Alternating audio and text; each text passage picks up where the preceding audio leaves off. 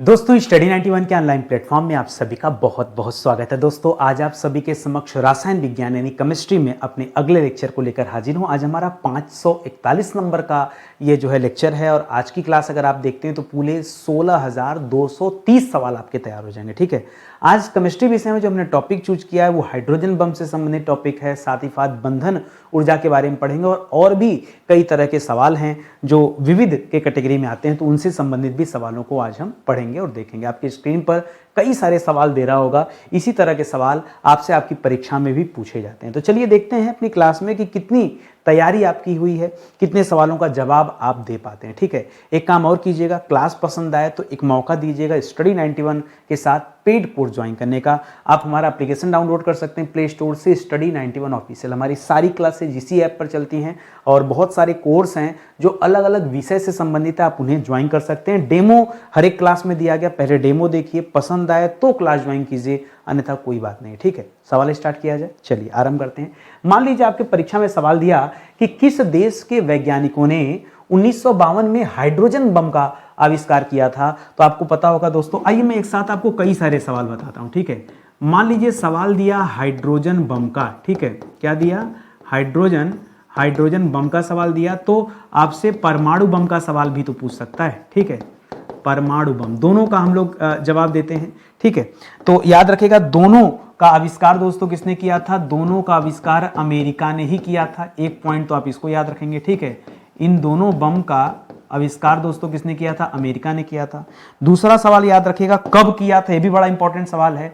तो इसका आविष्कार तो दोस्तों 1952 में हुआ था और इसका परमाणु बम का जो आविष्कार था ये 1945 में हुआ था, ये आप याद रखेंगे। ठीक है, इसी तरह से दोस्तों जो आपके लिए अगला सवाल इंपॉर्टेंट है, परमाणु बम जो दोस्तों याद रखिएगा ये नाभिकीय विखंडन के सिद्धांत पर काम करता है। ठीक है, नाभिकीय विखंडन के सिद्धांत पर यह काम करता है। ठीक है, उसी तरह से परमाणु बम जो है ये नाभिकीय संलयन के सिद्धांत पर काम करता है। ठीक है, नाभिकीय संलयन के सिद्धांत पर ये काम करता है। ठीक है, इसी तरह से ये जो था परमाणु बम जो था ये मैनहट्टन परियोजना के तहत दोस्तों इसका आविष्कार किया गया था। कौन सा? मैनहट्टन परियोजना के तहत ओपेनहाइमर नामक एक व्यक्ति थे, इन्होंने दोस्तों क्या किया था? आविष्कार किया था। ठीक उसी तरह से जब आप हाइड्रोजन बम की बात करेंगे तो इसका शोध एक मार्शल द्वीप था दोस्तों, लिखेगा मार्शल द्वीप। ठीक है,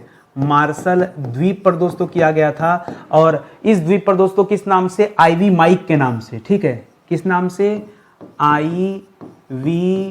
आईवी माइक के नाम से दोस्तों क्या किया गया था? इस हाइड्रोजन बम का शोध किया गया था, ये आप याद रखेंगे। ठीक है, तो बहुत अच्छा सा सवाल है, सब मिक्स करके आप याद रखेंगे। कह रहा है कौन सा बम नाभिकीय संलयन की क्रिया पर काम करता है? क्या लिखा दोस्तों? कौन सी क्रिया पर? लिख रहा है नाभिकीय संलयन। तो याद रखेगा अगर आपसे कभी भी नाभिकीय संलयन की बात करें तो हमेशा याद रखेंगे नाभिकीय संलयन के सिद्धांत पर। अभी ऊपर ही मैंने आपको समझाया कि हाइड्रोजन बम काम करता है। ठीक है, नाभिकीय संलयन के सिद्धांत पर कौन सा काम करता है? हाइड्रोजन बम काम करता है, जबकि जो परमाणु बम है ये नाभिकीय विखंडन के सिद्धांत पर काम करता है। बहुत आसान सा सवाल है, केवल आपको ध्यान से देखना और समझना है। अगला सवाल, मान लीजिए परीक्षा में सवाल आया कि किस बम में ड्यूटेरियम और ट्राइटियम हाइड्रोजन के समस्थानिकों के संलयन से ऊर्जा विमुक्त होती है? क्योंकि दोस्तों इसका नाम हाइड्रोजन बम है, तो आप यही याद रख सकते हैं कि इसमें हाइड्रोजन बम में हाइड्रोजन जो गैस होते हैं उसके आपने 3 समस्थानिक पढ़ा होगा, प्रोटियम, ड्यूटेरियम और ट्राइटियम। ठीक है, जिसमें से ड्यूटेरियम और ट्राइटियम जो होते हैं दोस्तों इनका इस्तेमाल दोस्तों समस्थानिक के रूप में इस हाइड्रोजन बम में किया जाता है, ये आप याद रखेंगे। जब आप परमाणु बम की बात करते हैं, परमाणु बम में किसका इस्तेमाल करते हैं? तो परमाणु बम में मैंने 2 चीज आपको बताया था, एक तो यूरेनियम बताया था, यूरेनियम, और दूसरा प्लूटोनियम बताया था। ठीक है, यूरेनियम और प्लूटोनियम दोनों का इस्तेमाल किया जाता है परमाणु बम में, और हाइड्रोजन बम में हाइड्रोजन के समस्थानिकों का यूज किया जाता है, ये आप याद रखें। और कौन कौन से समस्थानिक? तो हाइड्रोजन के 3 समस्थानिक होते हैं, प्रोटियम, ड्यूटेरियम और ट्राइटियम, जिसमें से ड्यूटेरियम और ट्राइटियम का ही यूज किया जाता है, प्रोटियम यहाँ पे नहीं है, ये आप याद रखेंगे। अगला सवाल देखिए, कह रहा नाभिकीय कणों के संयोग से किसी नाभिक के बनने में जो ऊर्जा विमुक्त होती है, निर्मुक्त होती है, निकलती है। ठीक है, निर्मुक्त होने का मतलब क्या है दोस्तों? उत्सर्जित होना। ठीक है, ऊर्जा क्या होती है दोस्तों, ऊर्जा निकलती है, निर्मुक्त होती है यानी ऊर्जा निकलती है। ठीक है, तो नाभिकीय कणों के संयोग से यानी मिलने से किस नाभिक के बनने में दोस्तों ये ऊर्जा विमुक्त होती है। तो याद रखिएगा यहाँ हम कौन सी ऊर्जा की बात कर रहे हैं, यहाँ हम बंधन ऊर्जा की बात कर रहे हैं। ठीक है, ये जो बंधन ऊर्जा दोस्तों ये पैदा होता है क्या, मैं आपको आसान भाषा में समझाऊं। जैसे सूर्य को एग्जांपल लेते हैं तो आप जानते हैं कि सूर्य के अंदर भी नाभिकीय संलयन की क्रिया हो रही है और हाइड्रोजन के नाभिक हीलियम में तब्दील हो रहे हैं, तभी तो ऊर्जा विमुक्त हो रही है। तो ये परिवर्तन जब नाभिक दूसरे में परिवर्तित होते हैं, संलयन की क्रिया जो चलती है, तो इसके फलस्वरूप थोड़ी बहुत मात्रा में ऊर्जा निकलती है, क्योंकि सूर्य का द्रव्यमान बहुत ज्यादा है, इसलिए ऊर्जा बहुत ज्यादा मात्रा में विमुक्त होती है। ठीक है, इसी को हम क्या कहते हैं, इसी को हम बंधन ऊर्जा कहते हैं, बाइंडिंग एनर्जी कहते हैं, यह आप याद रखिएगा। अगला सवाल कह रहा है किसी नाभिक के नाभिकीय कणों के पृथक करने में। ठीक है, देखिए यहाँ पे दो चीजों हैं, याद रखिएगा। अगर आप ध्यान देंगे तो आपको समझ में आएगा कि नाभिकीय कण जो हैं, ठीक है, नाभिकीय कणों को चाहे बांधना हो यानी नाभिकीय कणों के संलयन की बात हो, या फिर नाभिकीय कणों के पृथक होने की बात हो, इन दोनों ही केस में दोस्तों बंधन ऊर्जा की ही आवश्यकता पड़ती है। ठीक है, चाहे अलग हों और चाहे जुड़े, दोनों केस में दोस्तों बंधन ऊर्जा विमुक्त होती है, ये आप याद रखेंगे। तो थोड़ा सा लीक से हटकर सवाल है, कई बार बच्चा यहाँ कंफ्यूज हो जाता है, लेकिन आप ध्यान दीजिएगा। अगला सवाल करा द्रव्यमान क्षति से संबंधित जो ऊर्जा न्यूक्लियन, पहले समझिए न्यूक्लियन क्या होता है दोस्तों। तो न्यूक्लियन दोस्तों दो चीजों से मिलकर बना होता है, प्रोटॉन और न्यूट्रॉन। ठीक है, प्रोटॉन नहीं बोलते हैं, प्रोटॉन बोलते हैं, प्रोटॉन और न्यूट्रॉन। ठीक है, प्रोटॉन और न्यूट्रॉन, इन्हीं दोनों के मेल से क्या बनता है दोस्तों, न्यूक्लियन बनता है। कह रहा है कि द्रव्यमान क्षति से संबंधित जो ऊर्जा न्यूक्लियन को एक साथ बांधे रखती है वह कौन है, तो बांधने का काम हमेशा बंधन ऊर्जा करती है। ठीक है, बांधने का काम हमेशा कौन करती है, बंधन ऊर्जा करती है। तो देखिए एक ही सवाल को कैसे कैसे अलग अलग रूपों में पूछा जाता है और एग्जाम में बच्चा कंफ्यूज जाता है। तो आप मत कंफ्यूज होगा, इन सभी का जवाब एक ही है, ये आप ध्यान देंगे। ठीक है, चलिए आगे बढ़ते हैं। कह रहा है किन नाभिकों की बंधन ऊर्जा प्रति न्यूक्लियन कम होती है, अतः इनके नाभिक क्या होते हैं, अस्थायी होते हैं। और आप तो जानते हैं अगर नाभिक दोस्तों अस्थायी हो जाएं तो याद रखेगा स्वतः ही, ठीक है, स्वतः ही वेधी किरणें उत्सर्जित होने लगती हैं। ठीक है, स्वतः ही वेधी किरणें क्या होने लगती हैं, उत्सर्जित होने लगती हैं। ठीक है, या तो आप पहले से जान रहे हैं, ठीक है, उत्सर्जित होने लगती हैं, आप जान रहे हैं। हम फिलहाल किसकी बात कर रहे हैं, कह रहा है कौन से वो नाभिक हैं जिनकी बंधन ऊर्जा प्रति न्यूक्लियन, ध्यान दीजिएगा, बंधन ऊर्जा प्रति न्यूक्लियन कम होती है। तो कम कहां होती है, जहां नाभिक भारी होते हैं। ठीक है, जहां नाभिक क्या होते हैं, भारी नाभिकों में। ठीक है, भारी नाभिकों में क्या होता है, बंधन ऊर्जा प्रति न्यूक्लियन कम होती है, ये आप याद रखेंगे। तो कभी कभी, अच्छा एक चीज और मैं बता दूं, चाहे बहुत ज्यादा भारी होंगे चाहे बहुत ज्यादा हल्के होंगे, दोनों केस में ऐसा होता है, लेकिन आपके परीक्षा में दोनों केस नहीं देगा, केवल भारी नाभिक ही देने वाला है। ठीक है, तो इस चीज को आप जरूर याद रखेंगे। ठीक है, और आगे बढ़ते हैं। करा किस विधि द्वारा पृथ्वी की आयु ज्ञात की जाती है। भाई पृथ्वी तो इतना पुरानी है, अब उसको अगर ज्ञात करना हो कि हमारी इस पूरी पृथ्वी की आयु कितनी है, किसी पर्वत की आयु कितनी है, तो इसके बारे में कैसे पता किया जाएगा, तो याद रखेगा यूरेनियम लेड विधि होती है। कौन सी विधि है, यूरेनियम लेड विधि है, इसके माध्यम से ज्ञात किया जा सकता है। ठीक है, कौन सी विधि, यूरेनियम लेड विधि। ठीक है, यूरेनियम ये किस लिए काम आता है, तो याद रखेगा जैसे मैं बात करूं पृथ्वी की आयु ज्ञात करना हो, बहुत पुरानी पृथ्वी है, ठीक है, तो पृथ्वी की आयु का पता इसे चल जाता है। ठीक है, या चट्टानों की जानकारी। ठीक है, चट्टानों की आयु अगर आपको ध्यान देना है कि मान लीजिए किसी पर्वत की बात हो रही है कि भाई फला पर्वत, आल्पस पर्वत या एंडीज पर्वत कितना पुराना, किसी ने देखा नहीं कितना पुराना है, तो उसकी आयु कैसे ज्ञात होगी, ये यूरेनियम लेड विधि जो है दोस्तों इसी से पता चलता है, ये आप याद रखेंगे। ठीक है, इसी तरह एक सवाल दे रहा है कि यूरेनियम लेड विधि की गणनाओं के आधार पर पृथ्वी की आयु है कितनी। ठीक है, पृथ्वी की आयु कितनी है दोस्तों, तो पृथ्वी की आयु मानी जाती है 4.5 बिलियन ईयर। कितना माना जाता है, बिलियन ईयर। ठीक है, बिलियन वर्ष माना जाता है दोस्तों, ये आप याद रखेंगे। ठीक है, बिलियन में आंकड़ा है ये आप 4.5 बिलियन। ठीक है, मिलियन नहीं, 10 मिलियन का 1 लाख होता है, 10 मिलियन का 1 लाख होता है। और उसके बाद सोचिए बिलियन में लेकर मिलियन से क्या बनेंगे, लाख से करोड़ बनेंगे और करोड़ से अरब बनेंगे। तो याद रखेगा ये है दोस्तों 4.5 अरब वर्ष, ठीक है, कितना, 4.5 अरब वर्ष ये पृथ्वी की आयु मानी जाती है, ठीक है। तो इसको आप ध्यान में रखेंगे, बड़ा अच्छा सा सवाल है।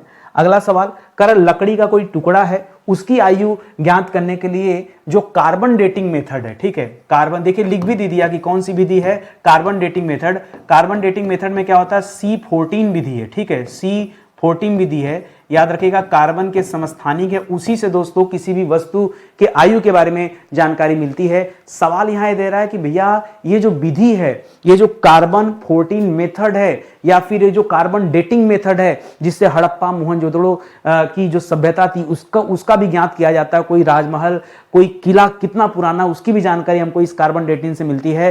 पूछ रहा है इसको ढूंढा किसने इसका आविष्कार किया, तो इनका नाम था बिलार्ड डिब्बी। क्या नाम था, बिलार्ड डिब्बी, ठीक है, जिन्होंने इसका आविष्कार किया था। क्या नाम है, बिलार्ड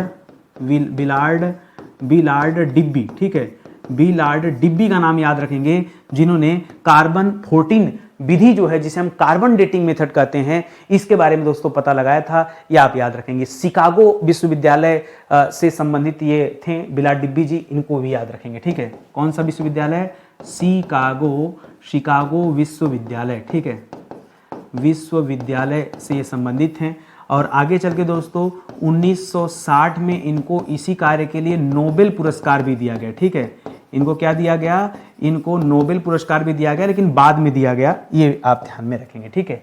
करा पेड़ पौधे वायुमंडल से जो कार्बन डाइऑक्साइड अवशोषित करते हैं। हमारा आप जानते हैं कि पेड़ पौधे प्रकाश संश्लेषण करते हैं। क्या करते हैं दोस्तों, हम आप जानते हैं कि पेड़ पौधे क्या करते हैं, प्रकाश संश्लेषण करते हैं। और प्रकाश संश्लेषण के दौरान वो भोजन बनाते हैं। इस दौरान उन्हें प्रकाश की जरूरत पड़ती है, कार्बन डाइऑक्साइड की जरूरत पड़ती है और जल की जरूरत पड़ती है, ठीक है। इन सबके फलस्वरूप दोस्तों वो कार्बन डाइऑक्साइड वायुमंडल से लेते हैं और ऑक्सीजन बदले में देते हैं। तो वही लिख रहा है कि कार्बन डाइऑक्साइड जब वो अवशोषित करते हैं तो उनमें थोड़ी मात्रा में कार्बन का और कौन सा रेडियो एक्टिव समस्थानिक जो है पौधों में चला जाता है। तो याद रखिएगा ये कार्बन 14 भी दोस्तों यह एक रेडियो एक्टिव समस्थानिक है। यह भी थोड़ी बहुत मात्रा में जाता रहता है क्योंकि यह प्रकृति में मुक्त अवस्था में पाया जाता है, ठीक है। लिखिएगा प्रकृति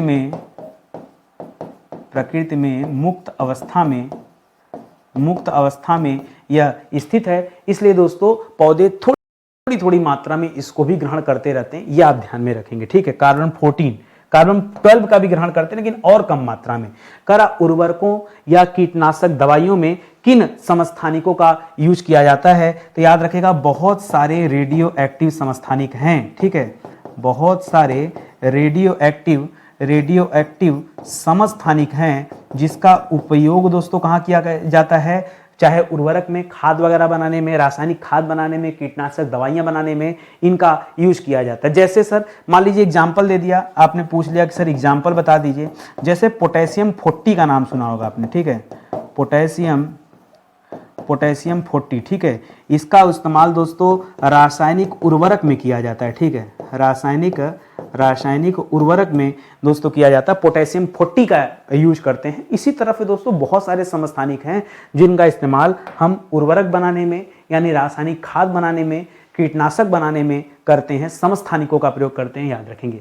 मैंने बहुत सारे अलग अलग तत्वों के समस्थानिकों पर चर्चाएं किया हुआ है। अगर आप पीछे केमिस्ट्री का लेक्चर देखे होंगे तो आपको जानकारी होगा, चाहे वो कार्बन के समस्थानिक हो, चाहे वो और भी किसी चीज के समस्थानिक हो, सब पर लगभग हमने बात किया। किस प्रक्रम का प्रयोग अमोनिया गैस के औद्योगिक निर्माण में किया जाता है, ठीक है। अमोनिया आपको बनाना है, अमोनिया का मतलब NH3 का उत्पादन, यही ना, NH3 का उत्पादन दोस्तों किस विधि से किया जाता है, ठीक है। तो याद रखिएगा हैबर विधि से। कौन सी विधि है, इसके लिए बहुत पॉपुलर विधि है हैबर विधि, हैबर मेथड दोस्तों याद रखेंगे। इस मेथड से अमोनिया गैस बनाई जाती है, यह आप याद रखेंगे। NH3 या अमोनिया का रासायनिक नाम है। टायर बनाने में किस रबड़ का यूज करते हैं, किस रबड़ का प्रयोग करते हैं। ऐसे तो दोस्तों टायर बनाने में याद रखेंगे प्राकृतिक या सिंथेटिक रबड़ का यूज किया जाता है, ठीक है। प्राकृतिक एवं सिंथेटिक दोनों प्रकार के रबड़ का यूज किया जाता है। सिंथेटिक रबड़ का प्रयोग दोस्तों किया जाता है। अच्छा, इन रबड़ को लेकर के दोस्तों सल्फर के साथ मिलाकर गर्म किया जाता है, ठीक है, मिलाकर गर्म किया जाता है, ठीक है, गर्म किया जाता है। और यही जो गर्म करने की प्रक्रिया है इसी को वल्केनाइज रबड़ कहा जाता है। यही जो प्रक्रिया है, ये जो प्रक्रिया है इसी को क्या कहते हैं, इस प्रक्रिया के स्वरूप जो हमें रबड़ प्राप्त होता है उसे कहते हैं वल्केनाइज, ठीक है, वल्केनाइज रबड़, ठीक है, वल्केनाइज रबड़ कहते हैं। और इसका यूज टायर बनाने में होता है। मैं आपको इतना कहानी क्यों सुना रहा हूँ? समस्या इस बात की कि मुझे नहीं पता परीक्षा में प्राकृतिक रबड़ देगा कि सिंथेटिक रबड़ देगा कि वल्केनाइज रबड़ देगा। ऐसे में आप जो है ब्लेम करने में पीछे हटोगे। नितिन सर ने तो कहा था कि वल्केनाइज होता है और एग्जाम में तो प्राकृतिक या सिंथेटिक दे रहा है। उस केस में दोस्तों आपको पता होना चाहिए कि प्राकृतिक और सिंथेटिक रबड़ लेकर उनको सल्फर के साथ पहले मिलाकर गर्म किया जाता है, उसके बाद ये वल्केनाइज रबड़ दोस्तों प्राप्त होता है और उससे टायर वगैरह बनते हैं। इस तरह से पूरी कहानी याद रखिए आप, ठीक है। अगर आप प्राकृतिक रेसे चाहे रुई हो या जूट हो, ये किस पदार्थ के बने होते हैं दोस्तों? तो आपको ही पता दोस्तों, यह एक तरह का सेल्यूलोज होता है। क्या होता है दोस्तों? किस पदार्थ के बने होते हैं दोस्तों? ये एक प्रकार के सेल्यूलोज होते हैं, ठीक है, सेल्यूलोज, जिसमें खास करके रुई की बात करें तो कपास के बीज से दोस्तों ये रुई प्राप्त होती है। रुई किससे प्राप्त होती है? तो याद रखिएगा, कपास का बीज, कपास का बीज जो होता है, बीज कहिए या फल कह लीजिए या फूल कह लीजिए, ठीक है, उससे प्राप्त होता है। लेकिन जूट दोस्तों याद रखेगा, यह तने से प्राप्त होता है। जूट क्या दोस्तों? यह तने से प्राप्त होता है। जूट, ये आप याद रखेंगे। दोनों दो बातें हैं, अलग अलग जगह से प्राप्त होते हैं, इस वजह से दोस्तों आप याद रखेंगे। कपास को सफेद सोना भी कहा जाता है। कपास को क्या कहा जाता है? परीक्षा में पूछता है कि सफेद सोना या व्हाइट गोल्ड इसे किससे कहा जाता है, तो कपास को बताएगा। या धातुओं में बात करेंगे तो प्लेटिनम को कहा जाता है। सफेद सोना प्लेटिनम को कहा जाता है, धातु की बात होगी तो, ठीक है। ध्यान दीजिएगा, जैसे आज आप केमिस्ट्री पढ़ रहे हैं, ठीक इसी तरह से दोस्तों मैंने आपको टोटल 7 विषय पढ़ा दिया है। ये हमारा 8वां विषय का क्लास चल रहा है। 30 सवाल प्रतिदिन हम लोग पढ़ते हैं और 30 सवाल पढ़ते पढ़ते हम 16,000 से अधिक सवाल पढ़ चुके हैं। 16,000 सवाल, ठीक है, मायने रखता है। सालों से सीरीज चल रही है। आप अलग अलग विषय का मैंने प्लेलिस्ट बना के रखा है यूट्यूब पर, अपने स्टडी 91 प्लेटफॉर्म पर, तो आप वहां से जाके देख सकते हैं, जिसमें पूरा प्राचीन इतिहास, मध्यकालीन इतिहास और आधुनिक भारत कहते हैं डिटेल में आपको पढ़ा दिया। इसी तरह से पूरा संविधान पढ़ा दिया, विश्व का भूगोल पढ़ा दिया, भारत का भूगोल पढ़ा दिया और भौतिक विज्ञान पढ़ा दिया। तो यहाँ जैसे दे रहा है कि 500 लेक्चर, और आप अच्छी तरह जान रहे हैं कि आज हमारा 500 छोड़िए, हमारा 541 नंबर का लेक्चर चल रहा है। 500 से भी आगे हम लोग बढ़ चुके हैं। यहाँ 15,000 दे रहा और हम लोग तो दोस्तों 15,230 सवाल अब हम कवर कर रहे हैं, ठीक है। यहाँ पे 15,000 दे रहा, हम 16,230, 15,230, 16,230, हम लोग 1,230 सवाल और ज्यादा ही कवर कर रहे हैं, ठीक है। तो आप आइए, जुड़िए हमारे साथ और एक एक विषय को आप आनंद पूर्वक पढ़ सकते हैं, समझ सकते हैं, ठीक है। आगे बढ़िए। कर विस्फोटक के रूप में किस पदार्थ का प्रयोग किया जाता है? विस्फोटक के रूप में देखिए, आप क्या जानते हैं मैं बता दूं। जैसे आप जानते हैं कि TNT का यूज करते हैं, किसका यूज करते हैं, ठीक है, या ट्राई नाइट्रोग्लिसरीन का यूज करते हैं, ट्राई नाइट्रोग्लिसरीन का यूज करते हैं, यही सब पढ़ते हैं, ठीक है। आज आप थोड़ा सा और चीज याद रखिए। जो चीज देखिए, विस्फोटक के रूप में कोई एक चीज का यूज नहीं किया जाता है। विस्फोटक के रूप में भाई विस्फोट कैसा करना है? विस्फोट डायनामाइट से कर लीजिए, विस्फोट लीजिए, RDX से कर लीजिए। मान लीजिए आपने ऑप्शन ले लिया कि सर नहीं RDX ले लेते हैं, ठीक है, तो RDX तो और खतरनाक हो जाएगा, ठीक है, RDX, ठीक है, RDX ले लिया। या आपने कहा कि नहीं सर हम डायनामाइट से विस्फोट करना चाहेंगे, ठीक है, डायनामाइट, ठीक है, डायनामाइट। तो दोस्तों ये सब तो इन चाहे RDX हो, चाहे TNT हो, चाहे ट्राई नाइट्रोग्लिसरीन हो, चाहे डायनामाइट हो, ये सब का यूज तो दोस्तों आप केवल एक ही काम के लिए कर रहे हैं, ठीक है। वो क्या है दोस्तों? विस्फोटक के रूप में यूज कर रहे हैं। फिर यहां नया क्या हम लोग सीखने वाले? नया सीखने वाले हैं जो आपने पीछे सेल्यूलोज पढ़ा, याद रखेंगे, सेल्यूलोज नाइट्रेट, ये आपने कभी नहीं सुना होगा, मैंने भी नहीं सुना था। मुझे लगा कुछ गलत है, पहले मैंने बहुत शोध किया, गूगल में मिल ही नहीं रहा था जवाब। भाई ट्राई नाइट्रोग्लिसरीन समझ में आता है, सेल्यूलोज नाइट्रेट मुझे मिल नहीं रहा था। बहुत ढूंढने के बाद पता चला धुआं रहित विस्फोट, ऐसा विस्फोट जिसमें धुआं नहीं होगा। धुआं रहित विस्फोट करने के लिए ये सेल्यूलोज नाइट्रेट का इस्तेमाल किया जाता है, ठीक है। क्या करने के लिए? धुआं रहित विस्फोट अगर कहीं करना है तो याद रखिएगा सेल्यूलोज नाइट्रेट का इस्तेमाल करते हैं। बाकी इसी तरह से एक और नाम मिलता है आपको, अमोनियम नाइट्रेट, ठीक है। तो डायनामाइट के अलावा अमोनियम नाइट्रेट भी यहाँ लिख सकते हैं, ठीक है, अमोनियम नाइट्रेट, ठीक है। तो ये आप जो आप जानते हो ये वाले हैं, जो अभी आपको नया आज की क्लास में मिला वो ये वाला है, ठीक है। तो समझिएगा मेरी क्लास में आने के बाद ना हमेशा आपको कुछ ना कुछ तो मिलेगा, ये पक्का है, ठीक है।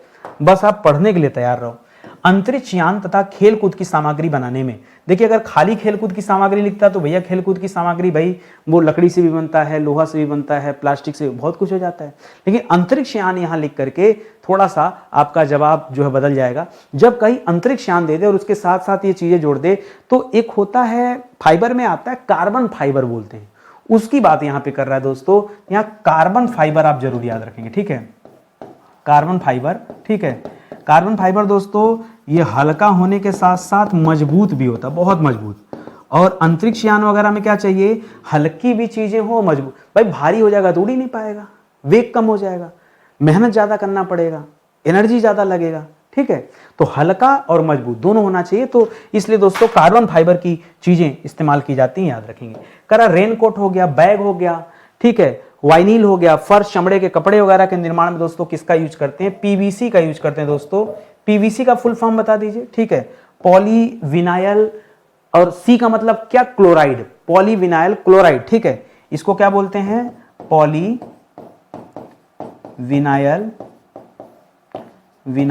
क्लोराइड, ठीक है, पॉलीविनाइल क्लोराइड दोस्तों कहा जाता है। रेनकोट बनाने में यूज करते हैं, पीवीसी पैनल वगैरह आज आने लगे हैं, दीवार वगैरह पे लगते हैं, वहां भी यूज किया जाता है, फर्श वगैरह बनाने में किया जाता है। इसी तरह से याद रखेंगे।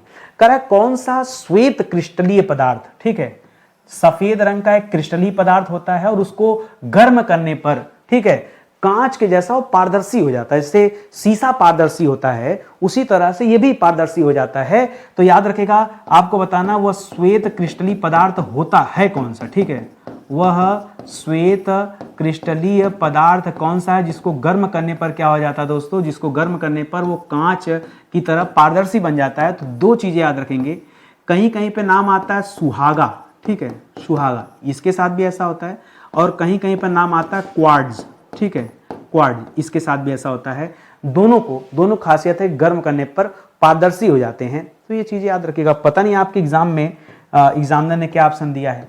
करा बोरोसिलिकेट एक तरह का कांच होता है, कांच का प्रकार है। करा किस कांच को बनाने में बोरोसिलिकेट का इस्तेमाल किया जाता है, तो वैसे तो पायरेक्स कांच का नाम सुना होगा, ठीक है, किसका नाम सुना होगा, पायरेक्स कांच का नाम सुना होगा। इसको बनाने में यूज किया जाता है। और पायरेक्स कांच का यूज कहाँ पे किया जाता है, ये भी इंपॉर्टेंट है, ठीक है।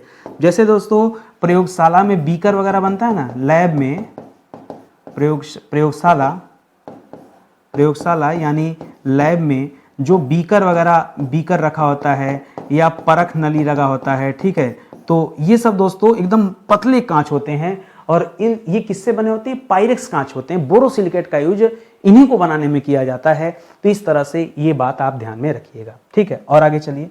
करेक्ट, कैम्फीन दोस्तों ये किस पदार्थ को बनाने में कैम्फीन का यूज किया जाता है, तो दो चीजों को यहां भी याद रखेगा, या तो सिंथेटिक कपूर बनाना हो, ठीक है, सिंथेटिक कपूर बनाना हो, या फिर सिंथेटिक चंदन बनाना हो, ठीक है। सिंथेटिक माने जानते हैं ना, चंदन बनाना हो, मतलब ओरिजिनल नहीं, चंदन, ठीक है, चंदन बनाना हो, ठीक है। इन दोनों में दोस्तों यूज किया जाता है। आर्टिफिशियल एक तरह से हो गए, कृत्रिम हो गए। कैम्फीन का यूज दोस्तों यहीं पे होता है। कैफीन अलग होता है, वो जो कैफीन आप सोच रहे हो तो चाय और कॉफी में पाया जाता है कैफीन, ठीक है, उत्तेजक पदार्थ होती है। ये कैम्फीन की बात कर रहा है, कैम्फीन, ठीक है, ये आप याद रखेंगे। बहुत डिफरेंट सवाल है, अलग टाइप का सवाल है और ज्यादातर लोग यहाँ कंफ्यूज भी हो जाते हैं।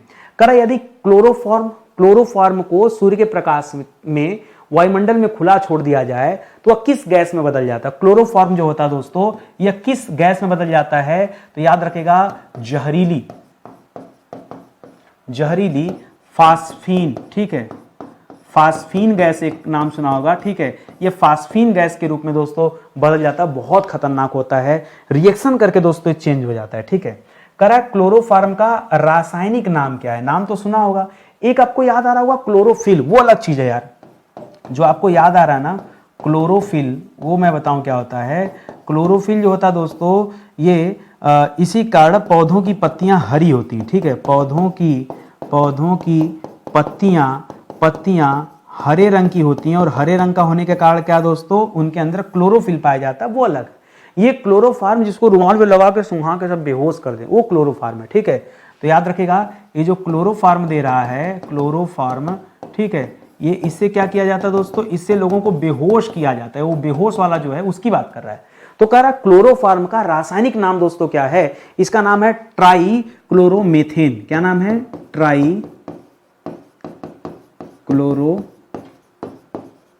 ठीक है, ट्राई क्लोरोमेथेन नाम है दोस्तों, ये आप याद रखेंगे। CSCl3 ऐसे कर उसको बोलते हैं, मुझे याद नहीं इसका, ठीक है। तो ये आप सीधे सीधे याद रखो, ज्यादा अच्छा है। करा सेब हो गया, सेब संतरों को जब जहाज द्वारा कहीं भेजा जाता है, देश विदेश भेजा जाता है, तो ऐसे में कंटेनर में वो सेब संतरे कई दिनों तक दोस्तों पैक रहते हैं और जाते हैं समुद्री रास्ते से। तो समुद्री रास्ते पे जाने, जैसे आप बहुत लंबे समय तक आप जो है पानी के आसपास दोस्तों इन फलों को रख देंगे तो खराब हो जाएंगे, कवक लग जाते हैं इस पे, ठीक है। तो लिख रहा है कि कवक रोधी के रूप में क्या है, पता चला हम यहाँ सेब संतरा भेजें और वहां जाते आते उसको कवकों ने सड़ा दिया, खराब कर दिया, तो हम किसका यूज करते हैं, यहाँ हम यूज करते हैं डाइफेनिल का। किसका यूज करते हैं, तो एक ऑप्शन कभी कभी आपको मिलेगा डाइफेनिल, ठीक है। क्या मिलेगा, डाइफेनिल। ये डाइफेनिल क्या होता है दोस्तों, डाइफेनिल एक तरह का कवक रोधी का काम करता है, कवकों को पनपने नहीं देता है और फलों को सुरक्षित रखता है। या कभी एक दूसरा ऑप्शन आपको मिलेगा ट्राइजोल। क्या मिलेगा, ट्राइजोल, ठीक है। ट्राइजोल भी दोस्तों क्या करता है, ये भी कवक रोधी होता है और सेब संतरों को बचाता है, कवकों से खराब होने से बचाता है, उनको संरक्षित रखता है। तो ये चीजें दोस्तों उस जहाज में जिस कंटेनर भरे होते हैं वहां आसपास दोस्तों ये रखा जाता है। या कई बार तो जेल का प्रयोग भी किया जाता है फलों पर। करा किसका उपयोग रेशम और ऊन को रंगने और लाल स्याही बनाने में किया जाता है। लाल स्याही बनाने में ईओसिन का यूज करते हैं, ये तो मैंने आपको कई बार पढ़ाया है, ठीक है। किसका यूज करते हैं दोस्तों, ईओसिन का यूज, ठीक है, ऊन को रंगने में किया जाता है, रेशम रंगने में किया जाता है या फिर लाल स्याही बनाने में किया जाता है। ईओसिन आपने नाम सुना होगा, कई बार इसके बारे में हम पीछे भी चर्चा कर चुके हैं। करा बर्तनों में कलई करने के लिए, ठीक है, कलई, कलई एक तरह का दोस्तों पॉलिश होता है। कलई क्या होता है दोस्तों, ये एक तरह का पॉलिश होता है। तो ये करा पॉलिश करने में किसका प्रयोग करते हैं, तो जो बर्तनों को काला करते हैं, ठीक है, उसमें हम किस चीज का यूज करते हैं, तो हम अमोनियम क्लोराइड का यूज करते हैं। किसका यूज करते हैं, अमोनियम क्लोराइड का यूज करते हैं, ठीक है। कहीं कहीं पे लिखा रहता है दोस्तों टीन का यूज करते हैं। किसका, टीन का यूज करते हैं। हाँ, टीन का तो करते ही हैं, साथ ही साथ अमोनियम क्लोराइड याद रखिए तो ज्यादा बेहतर है उत्तर आपका, ठीक है। करा अस्पतालों में कृत्रिम सांस के लिए प्रयुक्त तो जो सिलेंडर लगे होते हैं, उन सिलेंडर में कौन सी गैस भरी होती है। भाई सांस लेने के लिए तो ऑक्सीजन तो मस्ट है, लेकिन केवल ऑक्सीजन नहीं भरा होता है, ठीक है।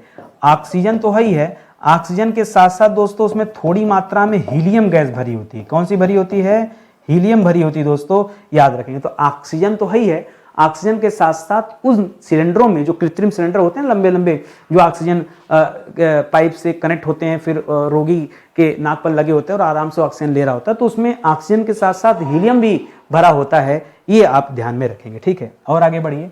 करा प्याज और लहसुन के से किस तत्व के कारण दोस्तों गंध आती है, तो सल्फर के यौगिक इसमें पाए जाते हैं जिनके कारण दोस्तों गंध आती है, ठीक है। तो लिखिएगा सल्फर के यौगिक के कारण, ठीक है, सल्फर के यौगिक के कारण दोस्तों इसमें से गंध आती है। अच्छा, एक और चीज याद रखिएगा, लाल चींटियां जो होती है ना, लाल चींटियां, ठीक है, ये दोस्तों इनके काटने से दोस्तों जो दाने पड़ जाते हैं, कौन सी गंध पैदा करती हैं दोस्तों, तो फार्मिक एसिड, ठीक है।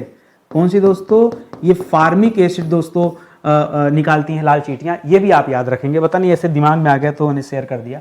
कह रहा टूथपेस्ट तो जानते होंगे, ठीक है, टूथपेस्ट आप घर में करते भी होंगे, ठीक है। तो कह रहा टूथपेस्ट बनाने में किस पदार्थ का यूज करते हैं। वैसे टूथपेस्ट बनाने, दांत को सबसे ज्यादा कैल्शियम की जरूरत होती है। दांत को सबसे ज्यादा, हमारे दांत को किसकी जरूरत पड़ती है, तो दांत को सबसे ज्यादा कैल्शियम की जरूरत पड़ती है। तो हम कुछ भी रखेंगे यहाँ कैल्शियम जरूर रखेंगे, ठीक है। अच्छा, दांत में भी दोस्तों सबसे कठोर दांत दोस्तों कौन सा होता है, उसको इनेमल बोलते हैं। क्या बोलते हैं, इनेमल कहते हैं, परीक्षा में बहुत आता है। कह रहा टूथपेस्ट बनाने में किसका यूज करते हैं, तो यही कैल्शियम सल्फेट हो जाता है दोस्तों। कैल्शियम से कैल्शियम सल्फेट याद रखेंगे, कैल्शियम सल्फेट का यूज करते हैं, ठीक है। कैल्शियम सल्फेट का प्रयोग दोस्तों कहाँ किया जाता है, टूथपेस्ट में किया जाता है। बाकी और उसको बढ़िया बनाने के लिए उसमें तुलसी मिला दिया गया, उसमें नीम मिला दिया गया, बहुत कुछ, लौंग वगैरह मिला दिया जाता है। लौंग दोस्तों दांत को दर्दनाशक के लिए जाने जाते हैं। सिगरेट के धुएं में सबसे मुख्य प्रदूषणकारी दोस्तों तत्व कौन सा है जो सिगरेट के धुएं में पाया जाता है, धुएं में पाया जाता है, या आप बताइए। तो धुएं में पाया जाता है कार्बन मोनोऑक्साइड, ठीक है, CO लिखते हैं आप इसे, कार्बन मोनोऑक्साइड पाया जाता है। बहुत दम घोटू गैस इसे कहा जाता है, ठीक है। कार्बन मोनोऑक्साइड को क्या कहा जाता है? इसे कहा जाता है दम घोटू गैस। क्या कहा जाता है? दम घोटू गैस कहा जाता है। कार्बन मोनोऑक्साइड, सिगरेट के धुएं में दोस्तों कार्बन मोनोऑक्साइड पाया जाता है, इसे भी आप ध्यान में रखेंगे, ठीक है। तो इसी के साथ आज का ये सेशन समाप्त होता हूँ। उम्मीद करता हूँ अच्छा लगा होगा आपको। देखिए ज़्यादा नहीं 30 सवाल लेकर आता हूँ और प्रतिदिन अगर आप पढ़ेंगे तो आपको एक आदत सी बन जाएंगी और धीरे धीरे करके आपका एक एक विषय कंप्लीट हो जाएगा। ऐसे दौड़ भाग के आप जीवन भर पढ़ रहे हैं, कितना विषय कंप्लीट हुआ कुछ कंप्लीट नहीं। मेरे साथ रहते तो डंके की चोट पे कहते हैं ना कि 7 विषय हम पढ़ चुके हैं, ये 8वां विषय हमारा कंप्लीट हो रहा है। और ऐसा कुछ भी नहीं है जिस टॉपिक पर चर्चा ना किया गया हो, जिस चैप्टर पर बातचीत ना हुआ हो। आप केमिस्ट्री पढ़ रहे हैं, आप तो ऊपर होंगे सर जल्दी इस केमिस्ट्री खत्म हो जाए। अरे मैं भी चाह रहा हूं खत्म हो जाए, लेकिन खत्म करने का ये कारण थोड़े है कि इतनी स्पीड में खत्म कर दो कि टॉपिक पे चर्चा ही मत करो। भाई अगर ये सारे सवाल बन रहे हैं तो कुछ ना कुछ आपको सीखने समझने को मिल रहा है ना। आप जाके पीछे का वीडियोस देखिए। अगर आपको ये सीरीज पसंद आ रही है तो पीछे का वीडियोस देखिए, बहुत अच्छा लगेगा आपको। एक एक सब्जेक्ट का वीडियो उठाइए और स्पीड में देखिए, कम से कम एक दिन में 4-5 वीडियो देखिए। अरे कुछ नहीं तो 2 घंटा पढ़ाई कीजिए मेरे साथ। 2 घंटा मतलब 120 मिनट, 60-60 मिनट का 2 घंटा 120 मिनट। और मेरी क्लास होती है बहुत ज़्यादा 30 से 40 मिनट। अगर 30 मिनट का क्लास लेंगे तो 3 चौका 12, 4 क्लास आपका कंप्लीट होगा 2 घंटे में। थोड़ा बहुत 10-5 मिनट आगे पीछे कर लीजिएगा तो 4 क्लास आप आराम से कंप्लीट कर सकते हैं। तो जब इतनी तेजी से कवर करेंगे तभी आप हमारे तक पहुंच पाएंगे, वरना आप एक एक क्लास पढ़ते रहेंगे तो भाई आप एक एक पढ़ रहे हैं, मैं एक एक पढ़ा रहा हूं, आप कभी हमको नहीं पकड़ सकते हैं, ठीक है। शुरू से पढ़ेंगे तो कहां पकड़ पाएंगे। तो आप आइए, जुड़िए हमारे साथ, तैयारी कीजिए। बहुत सारे पेड कोर्स भी हमारे पास हैं, तो एक मौका दीजिए। आप कल्पना कीजिए जो इंसान यार फ्री में इतना अच्छा काम कर सकता है, आपने मुझे पैसा दिया है क्या? नहीं ना, फिर भी मैं अच्छा पढ़ा रहा हूँ, अच्छा कंटेंट दे रहा हूँ, अपनी जिम्मेदारी निभा रहा हूँ। अगर मैं भी औरों की तरह सोचता कि वायरल क्लास बनाए तो उस मुद्दे पर क्लास बनाता जो ट्रेंडिंग में चल रहे हैं। लेकिन मुझे लगता है ट्रेंडिंग वेंडिंग नहीं देखना है। ट्रेंडिंग देखता रहूंगा तो ट्रेंडिंग देखते ही रह जाऊंगा। ऐसे कम से कम विषय कंप्लीट हो रहा है, हमारा विषय तो कंप्लीट हो रहा है ना, हम कर रहे हैं ना। हमने जो बच्चा शुरू से पढ़ रहा होगा वो कह सकता है अपने दिल पर हाथ रख के, भैया हमने 7 विषय पढ़ लिया, विधिवत पढ़ लिया। और यार 100 लेक्चर में सोचो ज्योग्राफी पढ़ाएगा, सिर्फ विश्व का भूगोल 100 लेक्चर, भारत का भूगोल 125 लेक्चर, संविधान 80 लेक्चर, इतिहास 150 लेक्चर, समझ रहे हैं ना। फिजिक्स जो है 50 लेक्चर में, केमिस्ट्री चली रही है। आज हमारा केमिस्ट्री का 36 नंबर का लेक्चर है, ये 36 नंबर का लेक्चर है। तो भाई इतना डिटेल में अगर हम कवर कर रहे हैं, ट्रेंडिंग कवर करता तो ये नहीं कवर हो पाता। इसीलिए दोस्तों मैं चाहता हूं कि सब्जेक्ट कवर हो जाए तो ज़्यादा बेहतर रहेगा, कम से कम आपकी तैयारी अच्छी हो पाएगी। हमारी सारी क्लासेज इसी ऐप पर चलती हैं, आप डाउनलोड कर लीजिए ये ऐप और इसी पे सारी क्लासेस देख सकते हैं। कुछ बच्चे पीडीएफ के लिए पूछ रहे थे, सर पीडीएफ कहाँ कैसे मिलेगा? तो पीडीएफ के लिए दोस्तों आप चले जाइए, वैदिकी एक ऐप है दोस्तों हमारा, ठीक है। आप यहाँ चले जाइए या फिर कॉल कर लीजिए 9026156165, ठीक है। इस नंबर पे कॉल कर लीजिए तो आपको जो है जानकारी मिल जाएगी, ठीक है। और डिस्क्रिप्शन में भी लिंक दिया गया, तो आप इस ऐप को डाउनलोड कर लीजिए। इसकी वेबसाइट भी है, वहाँ भी जाकर आप पीडीएफ फ्री वाला भी डाउनलोड कर सकते हैं। प्रिंटेबल फॉर्मेट में चाहिए तो थोड़ा सा पैसे खर्च करने पड़ेंगे, 60-70 रुपये, आपको प्रिंटेबल फॉर्मेट में भी मिल जाएगा, ठीक है। तो मिलते हैं अगले लेक्चर में, तब तक के लिए बहुत बहुत धन्यवाद आप सभी का। जय हिंद, जय Bharat, thank you so much.